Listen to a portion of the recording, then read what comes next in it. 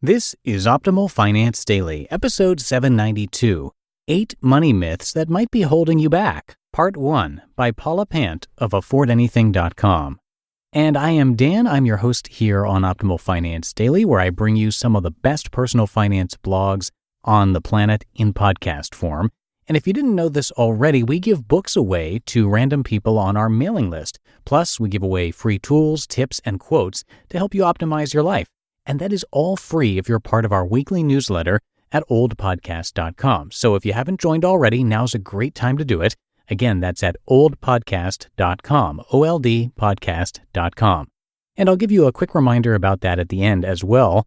But for now, let's get right to our post as we optimize your life. 8 Money Myths That Might Be Holding You Back, Part 1, by Paula Pant of AffordAnything.com. I live in a 2-bedroom condo. It's furnished with a used couch and used coffee table. My shoe rack is made from old cardboard boxes glued together. Almost everything else in my home is from Craigslist, Amazon, and Overstock. I consider IKEA to be a splurge. My favorite hobbies are hiking and camping, both free and cheap. My friend Amanda cuts my hair. In fairness, she is a hairstylist. I can't remember the last time I got a manicure or pedicure.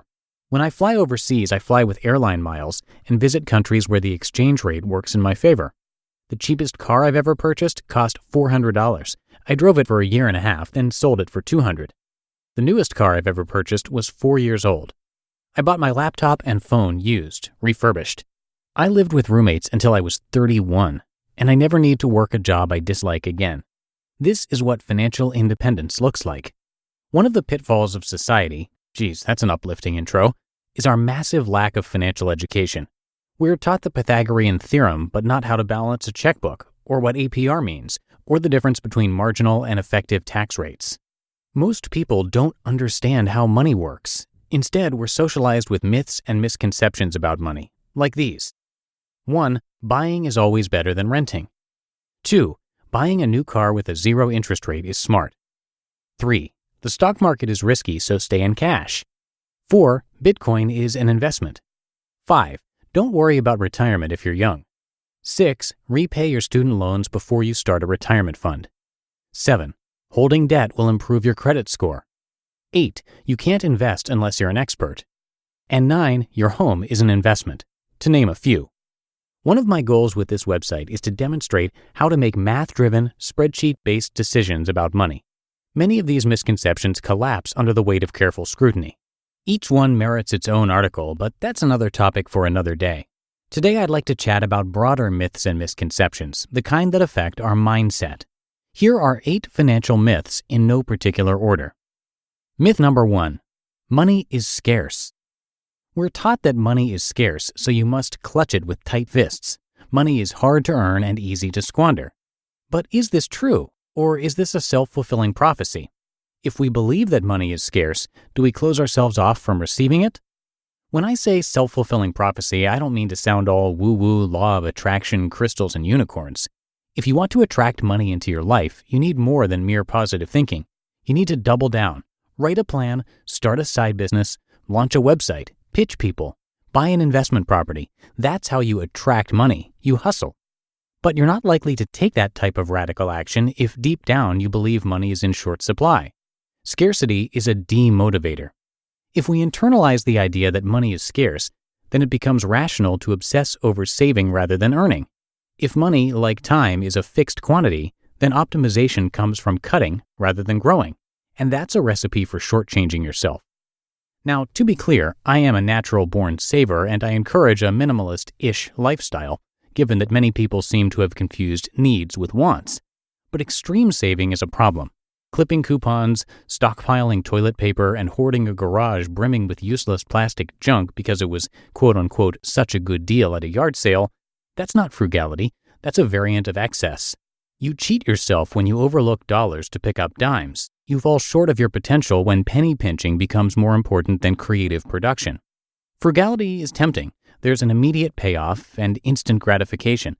There's no fear of failure, and it focuses on consumerism, buying for less, which is more comfortable and familiar than creation, or converting an idea into reality. But it must be held in moderation.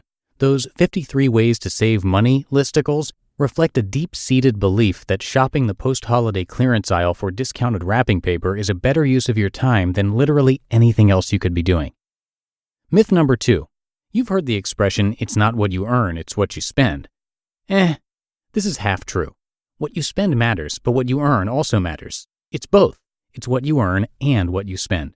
Your job is to increase the gap between earning and spending. There are 2 ways to grow this gap: earn more, spend less, or a combination of both. Imagine that you earn $60,000 per year. You land a promotion which increases your salary to $70,000. You start a side hustle, like becoming a pet sitter or dog walker for Rover, which might bring in $15,000 per year. You invest in a rental duplex, which nets $8,000 per year. You're now earning an extra $33,000 per year, more than half your former salary and far more than you could have saved through belt-tightening alone.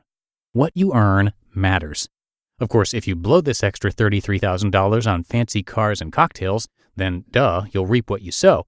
But if you invest this money, you'll launch yourself on a faster trajectory than the people who focus on spending alone. Myth number 3. Money doesn't matter. Money does matter. If it didn't, why wake up to an alarm clock? Why climb out of a cozy, warm bed, scrape ice off your windshield, and sit in bumper-to-bumper traffic? Why spend the day drinking lukewarm coffee under fluorescent lighting while you answer emails and shuffle paper and deal with a passive-aggressive supervisor? Why would you endure this with your short, beautiful life and then turn around and claim that money doesn't matter? This makes 0 sense. When people say that money doesn't matter, oftentimes they mean buying unnecessary doesn't matter. Lamborghinis don't matter. Gucci handbags don't matter. That's true. It's also irrelevant. Money is distinct from the physical goods it purchases. A surplus of money buys the opportunity to engage in work that fuels you. Money allows you to wake up to an alarm because you're going to spend the day creating art or writing or volunteering or building a business or taking care of your children. Time is scarce and value derives from scarcity. Time, therefore, is more valuable than money. Until you reach financial independence, you'll trade time for money. This means you're exchanging something rare and non-replicable for something of lesser value. That's a losing trade. Money is the tool that allows you to stop making this lopsided trade. Myth number 4. Hear that in tomorrow's episode. You just listened to part 1 of the post titled 8 Money Myths That Might Be Holding You Back by Paula Pant of AffordAnything.com. And I will wrap up this post for you tomorrow. Before I go today, another quick reminder that if you want to be part of our book raffles, which are totally free, and get some tools, spreadsheets, life tips, quotes, and more, and show some support for our podcasts, please come by oldpodcast.com and join the weekly newsletter. It would mean a lot to us if you did. And that'll do it for me here today. Thank you so much for being a part of this show, and have yourself a great Tuesday if you're listening in real time. I will be back with you tomorrow with part 2 of this post, and that's where your optimal life awaits.